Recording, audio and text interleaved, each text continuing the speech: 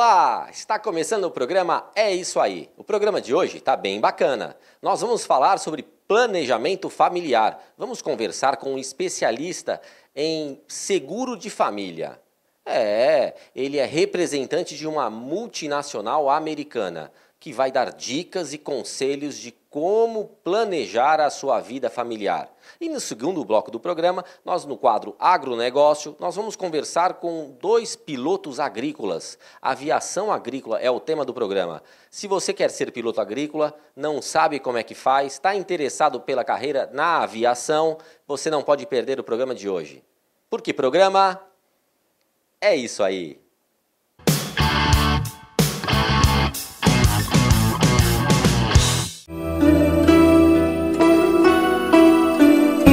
Restaurante Tóquio.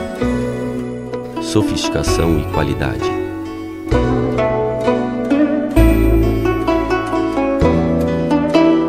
Ambiente requintado.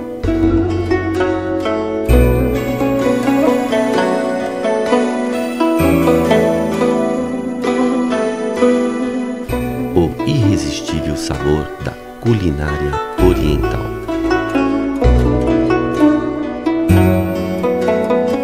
Grande variedade de opções.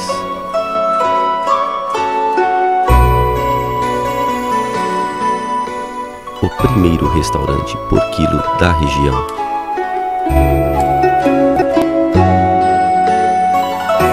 Restaurante Tóquio, Avenida 9 de Julho, 1184, em Ribeirão Preto.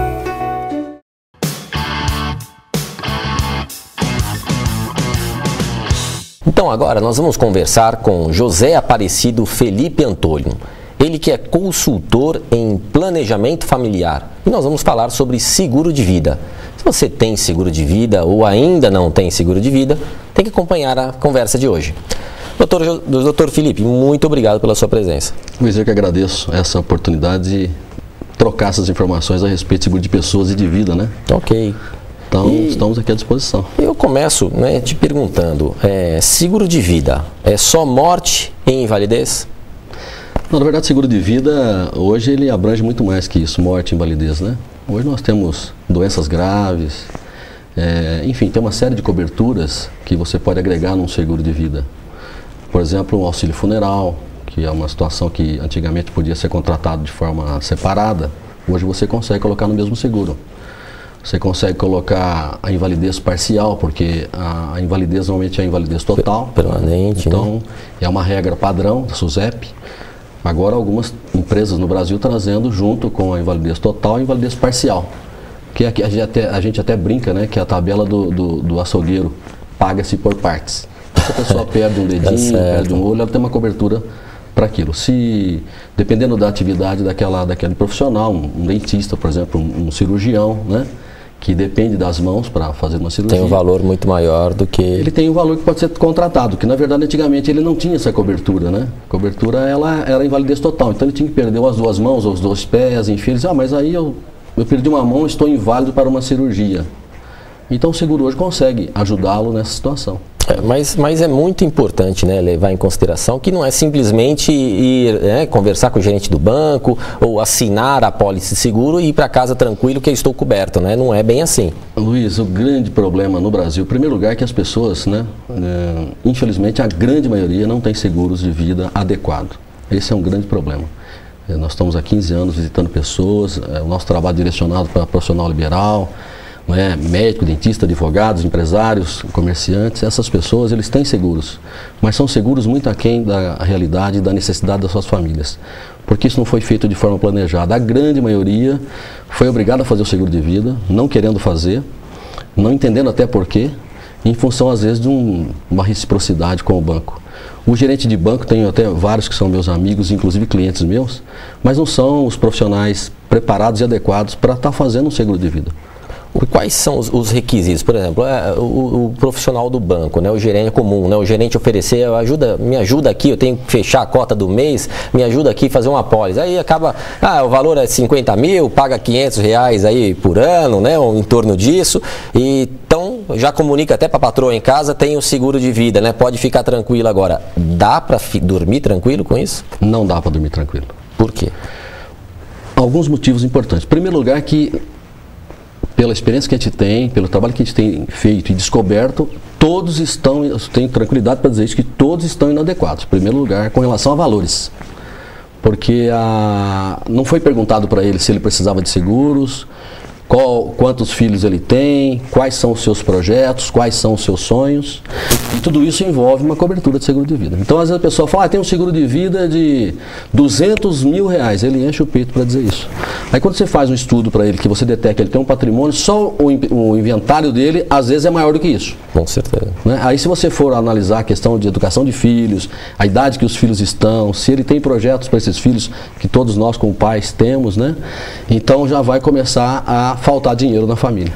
Sim, mas não, estamos falando de valor de apólice, né? Mas eu falo de legalidade do contrato. Será que vai ter algum problema, um vício que na hora de que tiver o sinistro, na hora que tiver o resgate daquele seguro, ele vai ter uma surpresa desastrosa? Esse é um outro problema grave. O profissional que fez a venda não é especialista, não sabe disso. A pessoa que comprou também não tem nenhum conhecimento a respeito. A razão porque deve procurar sempre um profissional especializado. O nosso Código Civil trata a questão do seguro de vida de 2002 para cá, houve alguma alteração com relação a isso. E eu sempre costumo dizer para os meus clientes, as pessoas que eu tenho a oportunidade de visitar, para que seria interessante eles lerem o contrato. Mas, para você ter uma ideia, de 15 anos que eu faço trabalho, uma pessoa apenas leu o contrato inteiro, grifou e me perguntou onde ele tinha dúvida. As pessoas preferem aceitar aquilo que você fala para elas. Então nós temos todo um cuidado de orientá-las o máximo possível. Mas não é possível, às vezes, numa entrevista pequena, você falar de todas as cláusulas do contrato. Mas tem duas que nos deixam bastante preocupados, que uma é o artigo 774 do novo Código Civil e a outra é o artigo 769. O artigo 774 do Código Civil, ele trata de renovação de seguro. Então, aquele conceito antigo que você fazia um seguro de vida e ficava tranquilo porque ele ia renovando automaticamente, essa automaticidade, na verdade, era só uma praticidade do mercado. Mas lá, nas outras regras, sub-regras do contrato, dizia que você estava renovando nas mesmas condições que você tinha feito. Então você imagina, se a gente consegue manter as mesmas condições... Você descobriu uma moléstia nova, já não são as mesmas, e ele já não está mais coberto. Ou uma profissão, ou um esporte, tudo isso implica. E é muito importante, o Dr. Felipe, ele é um representante, é um especialista de uma grande multinacional. Aí não pode citar o nome, mas é uma grande multinacional. Então ele fala com muita propriedade. E inclusive nós conversamos aqui, o senhor já fez, né, já trabalhou com apólices aí, limitações de apólice, no valor de R$30 milhões. Acho que quem faz um seguro num valor tão alto, ele tem que ter cautelas, tem que ter um especialista para lhe orientar. Não é tão simples assim. O que o senhor pode comentar? Olha, você fez uma colocação interessante que dá para a gente fazer um link legal aqui. O seguro de vida, quando ele foi criado, o objetivo dele era proteger uma família, né, mantendo o seu provedor de forma viva, financeiramente falando, né? Essa era a grande preocupação do seguro de vida. Então, no primeiro momento, quando a gente começa a trabalhar com seguro de vida, a preocupação é com a segunda idade, aquele período produtivo entre 25 e 65 anos, onde nós todos estamos formando nosso patrimônio, educando filhos, enfim. Esse era o grande mote do seguro. Bom, no dia a dia nós estamos encontrando outras necessidades importantes para o seguro de vida, então você começa a ver que é muito mais importante até do que isso, não que isso não fosse. Mas eu estou encontrando pessoas hoje na faixa de 60, 62, 63, que eles me dizem, Felipe, já meus filhos estão criados, eu não estou preocupado mais com a educação, já tenho um patrimônio legal. Eu digo, mas e o teu inventário, como é que está? Meu inventário, como é que é isso? Olha, vai ter um custo. Né? Hoje você, para transferir seus bens, é alguma coisa em torno de 4 e pouquinho, quase 5%, mais um advogado profissional especializado para cuidar disso. Então o patrimônio que você tem, mais ou menos 15% vai embora com a sua partida. Né? Se você não deixar o dinheiro para isso, isso pode criar uma dificuldade para sua família. Vão ter que vender algum bem, pedir uma autorização para o juiz, enfim. Bom, nós estamos encontrando agora pessoas numa terceira situação, quando você fala dos 30 milhões, que é um limite máximo de seguro no Brasil. Apenas uma companhia faz hoje no Brasil até 30 milhões. Depois tem mais algumas que fazem até 15 milhões. Mas a gente está encontrando hoje o profissional, o empresário, o grande empresário, o agricultor, enfim, que tem um patrimônio grande e que ele pode também fazer patrimônio com seguro. Porque você tem seguros que valem até os 100 anos, você paga por um período só, eles continuam valendo até os 100 anos. Dificilmente algum de nós vai passar dos 100, mas se passar também paga-se o valor do capital segurado. Então você imagina que a pessoa faz seguro de 30 milhões, Pagou a primeira parcela, se no outro dia ele for embora, tem 30 milhões na mão da família, com uma vantagem muito diferente do patrimônio dele. E o patrimônio vai sofrer toda a legislação ali em cima, o peso, né, do governo cobrando, da transferência, mais o profissional que vai cuidar disso e todas as implicações que envolve. Questão de hereditariedade, quanto vai ficar para a mulher, quanto vai ficar para os filhos. No caso do seguro não, ele não tem nenhum tipo de imposto, é dinheiro líquido na mão da família, aqueles 30 milhões ou 20 ou 10 que seja, é livre de imposto de renda e ainda você deixa os percentuais de acordo com a sua vontade. Então você vê que você pode fazer patrimônio também com seguro. E aí entra um outro fator interessante que é a questão sucessória. Então, quando você tem uma empresa que você tem sócios, a morte de um dos sócios, sempre vai acontecer um ou outro de primeiro, cria sempre uma dificuldade para a empresa. Então, o que acontece nesse caso? A família vem para dentro da empresa. Então, vem a esposa que não tem habilidade com aquele tipo de negócio, vem os filhos que já querem participar dos ganhos, mas nunca dos trabalhos, das atividades que tem que ser feitas. E o que resolve isso? Um seguro de vida. Um seguro de vida pode ser contratado, onde a família do sócio falecido recebe a importância, quitando assim para o sócio remanescente a empresa. Então, ou os sócios, pode ser um ou mais no caso, eles ficariam com a empresa líquida de qualquer situação e livre do sócio indesejável, que no caso seria esposa e filhos, né, porque o sócio desejável foi embora. E a família também não ficará desprotegida porque estará recebendo a sua importância. Então tem todo um contexto para trabalhar o seguro de pessoas. Doutor Felipe, nosso tempo é curtíssimo. Eu gostaria que o senhor desse uma mensagem para a gente encerrar. O que o senhor, como especialista, o que o senhor pode dar como uma mensagem de impacto? Olha, Luiz, essa é uma mensagem importante para todos nós refletirmos, né? O que é o seguro de vida? O seguro de vida é uma carta de amor que nós deixamos para a nossa família ou para as pessoas que nós mais amamos quando nós não mais estivermos aqui pessoalmente. É isso. A gente se vê no próximo bloco. Até já.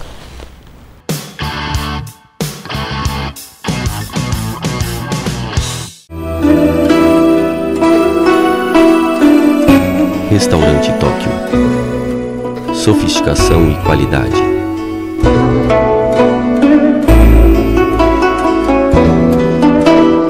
Ambiente requintado.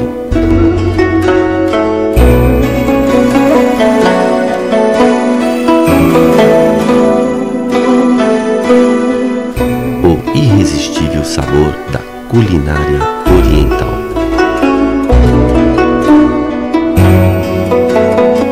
Grande variedade de opções.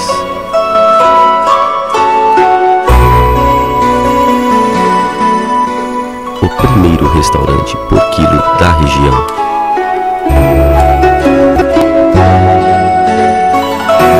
Restaurante Tóquio, Avenida 9 de Julho, 1184, em Ribeirão Preto. Agromil Agronegócios. Você encontra fertilizantes, gesso agrícola, adubação foliar, calcário e fosfato, mecanização agrícola. Você já ouviu falar em fertilizante com ureia protegida? Estou falando do fertilizante Super N da Fertipar. Tem a facilidade de aplicação sem problemas de empedramento. Pode ser armazenado por longos períodos. Tem maior rendimento operacional, proporcionando menor custo com frete e mão de obra. E o melhor, a aplicação pode ser a lanço ou superfície, em tempo seco, nem precisa incorporar. Alta concentração, Super N, doses menores, rendimento operacional. Estas e outras vantagens você encontra só na Agromil Agronegócios. Então não esqueça, negócio é o Super N com AgroTrain. Agromil Agronegócios. Anota o telefone 016 3663 5426 em Jardinópolis, na Avenida Visconde do Rio Branco 536. Agromil Agronegócios. Segurança é coisa séria e pensando nisso, a Automatic Porter Segurança Eletrônica e Automação é líder no mercado com mais de 20 anos de experiência.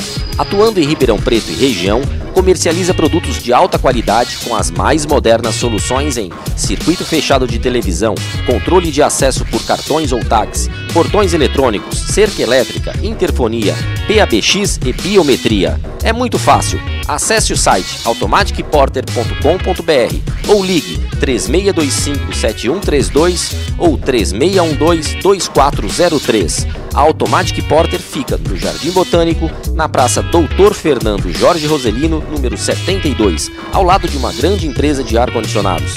Segurança eletrônica é isso aí. Segurança eletrônica é Automatic Porter.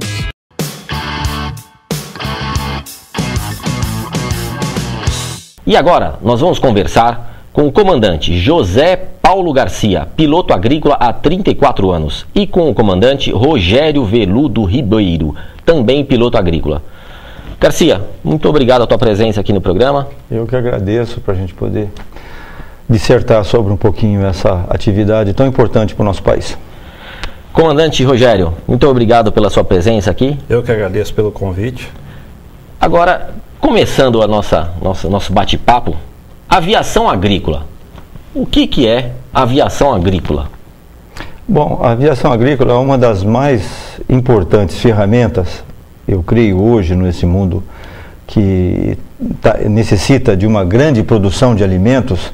Pra você ter uma ideia, nós vamos ter que dobrar a nossa produção de alimento nos próximos 20 anos, 30 anos, senão a gente não vai conseguir suprir. A fome no mundo vai ser uma coisa muito grande.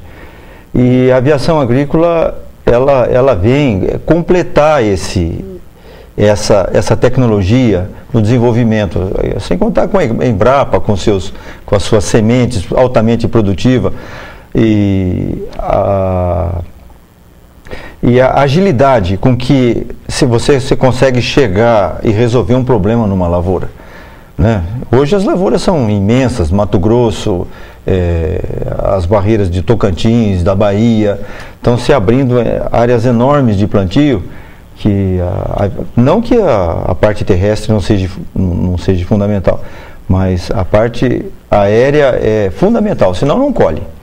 Aqui na nossa região, por exemplo, cana-de-açúcar, uma cana-de-açúcar, trator não entra dentro dela. Se a gente não for combater as doenças, as pragas que ocorrem no canavial, não teríamos essa produção tão grandiosa que a gente tem na nossa região aqui.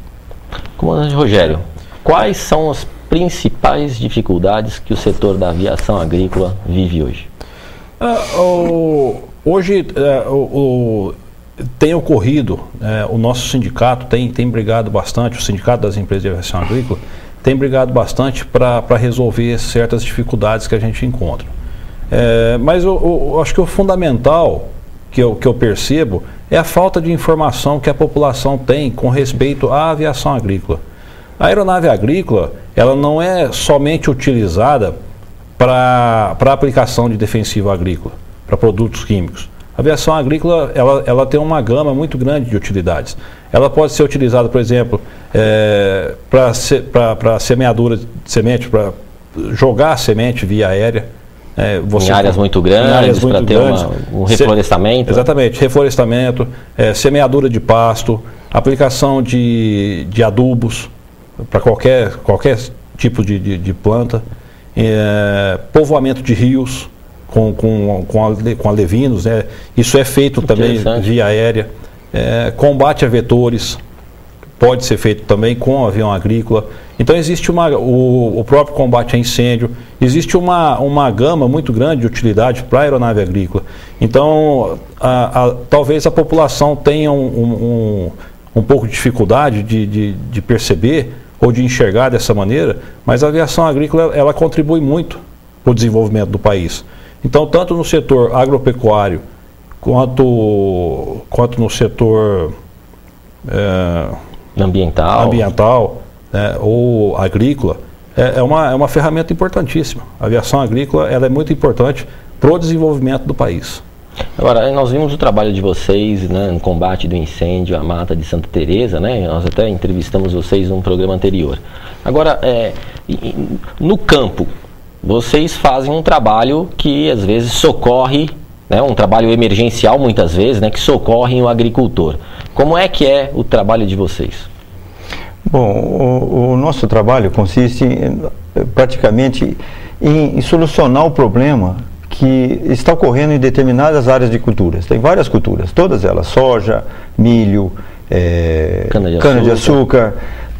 Todas elas têm uma diversidade de pragas que hoje, devido ao incremento dessas culturas espalhadas para tudo, então, aonde tem comida, o bicho vai se instalar, de uma maneira ou outra, ele vai se instalar, o fungo vai se instalar, né?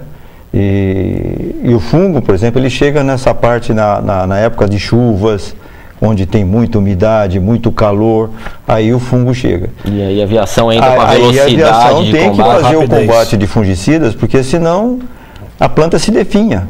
Praticamente a cana-de-açúcar, se não controlar o combate da cigarrinha, por exemplo, que é a cigarrinha da raiz da cana, por exemplo, se não houver um combate efetivo, a queda de produção é de 30%, drástico. 40%, 50%. É prejuízo É na certa pro prejuízo agricultor. na certa. A rapidez, né, Garcia? E a rapidez. Porque esse período é muito curto. Exatamente. A partir do momento que o agricultor planta a semente e que ela começa a se desenvolver, ele já começa a sofrer ações daninhas. As intempéries. Então existe um prazo muito curto para que você combata aquela praga naquele instante. E a aviação agrícola, ela vem contribuir nesse aspecto. Porque por ser muito rápido, você consegue abranger uma área muito grande num período de tempo muito curto. Muito curto. Muito curto. E sem contar que tem uma visão da aviação agrícola, que a visão da aviação agrícola é altamente poluidora. E a gente tem uma visão completamente diferente disso. A aviação agrícola é o sistema mais limpo e seguro para você fazer uma aplicação aérea. defensiva. Porque, o avião ele não tem contato com a planta, ele não tem contato com o solo, não tem contato com nada. E outra, todo o produto que vai ser jogado, ele vai ser jogado dentro daquela determinada área e se pautando com as seguranças de nascente, de rios, de população, animais. A não ser alguns fatos esporádicos que nem ocorreu lá. Acidentes, né? Acidentes que nem ocorreu lá em Goiás. Quer dizer, são coisas pontuais que podem acontecer devido a, sei lá, Casos fortuitos. Casos fortuitos, exatamente. Então, a aviação agrícola ela é extremamente segura. Não tem que o pessoal é altamente técnico, altamente treinado. Porque se você não... O Ministério da Agricultura e o Ministério da Aeronáutica, que é a ANAC, para você conseguir uma carteira de piloto agrícola, não é fácil não, né? Não é fácil. Tem que passar por cursos, até ele chegar... E a conscientização também que existe entre Nos riscos, né? Não, a conscientização dos cursos que nos são dados e próprio dentro das nossas próprias empresas, a gente tem briefings de quando vai fazer uma área, por exemplo, uma área perto de Barrinha, ou uma área ali do lado de Serrana, ou uma área do lado de Orlândia. Quer dizer, é discutido com o piloto direção de vento, coisas que a maioria dos agricultores terrestres, isso não existe na cabeça deles. E é legal, o que você está falando é legal também para a própria agricultura, porque a aviação agrícola ela não tem o contágio, né? Se você está com uma máquina agrícola no solo, ela está em contato com uma praga, se ela for transportada para outra área, ela vai transportar essa praga junto. A aviação agrícola não tem contato e ajuda a isolar, né, um combate, né, de pragas. E mais um fator, né?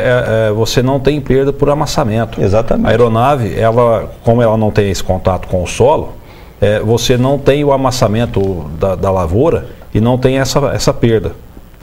Nem a compactação do solo, que com o passar do tempo vem... E a cana-de-açúcar é sério também isso aí, por exemplo, o combate de cigarrinha com terrestre, por exemplo, onde o estágio da cana está mais baixo.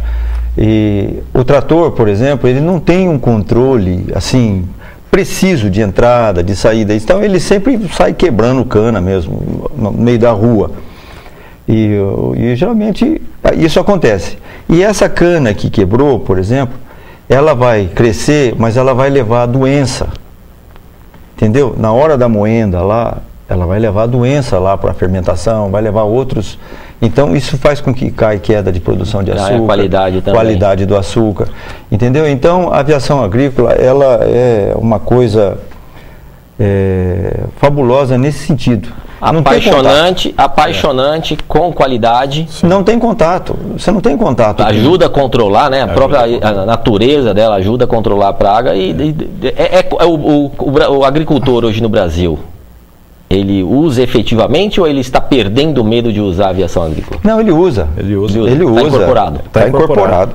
Usa. Principalmente na nossa região, que é uma região canavieira, é muito utilizada a aeronave, a aviação agrícola em geral. E lembrando que hoje o Brasil ele é a segunda maior frota de aeronaves agrícolas do mundo.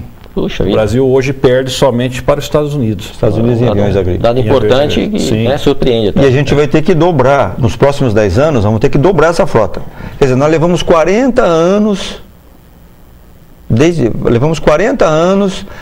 a fabricação do primeiro Ipanema, que foi em 1970, quase 44 anos até hoje, para a gente chegar nesses 2000. Nesses próximos 10 anos, nós vamos ter que dobrar a nossa frota, para poder atender as necessidades da agricultura no Brasil. Ok. Senhores, eu lamento, o tempo é curto, Ah. o assunto é longo, mas o tempo é curto, vocês já saem convidados para uma próxima entrevista aí e mostrar novidade, tecnologia, mostrar os avanços do segmento. Comandante Rogério, muito obrigado pela sua presença aqui no programa. Eu que agradeço pela oportunidade e estamos sempre à disposição. Muito obrigado. Comandante Eu também Garcia, agradeço a oportunidade da gente poder falar um pouquinho da nossa atividade, que nós transparecemos que somos um bicho-papão na nossa agricultura, mas nós não somos, não. são preconceitos que São devem ser superados. Exato. Nós ficamos por aqui, até o próximo programa. Até lá.